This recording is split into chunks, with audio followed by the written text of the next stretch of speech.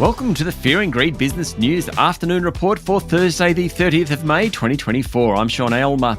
Every afternoon, we've got the 5 stories that happened today that you need to know about. Story number 1, the S&P ASX 200 closed down 0.5% today to 7,628 points, with consumer discretionary stocks doing best, while the materials sector did worst. Energy and utilities companies also underperformed. Iron ore futures fell, hitting the big miners. Fortescue Metals Group dropped 3%. While Rio and BHP were both down about 1.5%, the banks were mixed while the energy companies fell. Santos dropped nearly 2%, while Woodside was down more than 1%. Cochlear, REA and Xero were among the best performers.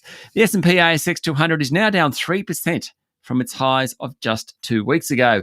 There's a bit going on in local bond markets as well, with traders now pricing in a near 30% chance of a rate hike later this year. That's after those higher than expected inflation figures earlier in the week. Market economists are less convinced of a rate hike, with the consensus being the next move will be down, though probably not until the new year.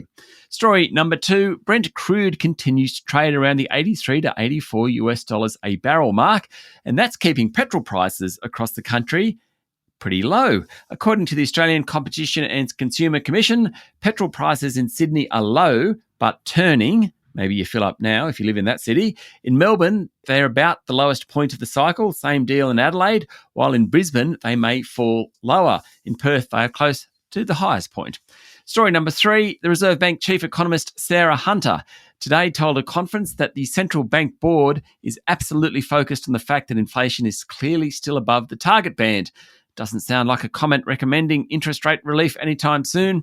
She said Tuesday's monthly inflation reading, where prices rose 3.6% for the 12 months to the end of April, confirmed there is still inflationary pressure in a number of categories. Notwithstanding the figures this week, Dr. Hunter said the bank will likely downgrade its inflation forecast to include the effects of energy rebates announced in federal and state budgets. She agreed that the rebates are likely to take around 0.5% off inflation. Story number 4, the Ukrainian president and European Union ambassadors have privately urged the Australian government to send a high-level minister to a peace summit in Switzerland to discuss Russia's invasion of Ukraine. Ukrainian President Volodymyr Zelensky spoke to Prime Minister Anthony Albanese last night. They discussed the peace summit. That's according to Mr. Zelensky. He was writing on X. He said, and I quote, "I highly appreciate Australia's willingness to be present at the summit." Ambassadors from the EU and member states issued a separate call to Australia's Foreign Affairs Department. A European official confirmed, according to AAP, Mr. Albanese is yet to decide on attending the mid-June summit.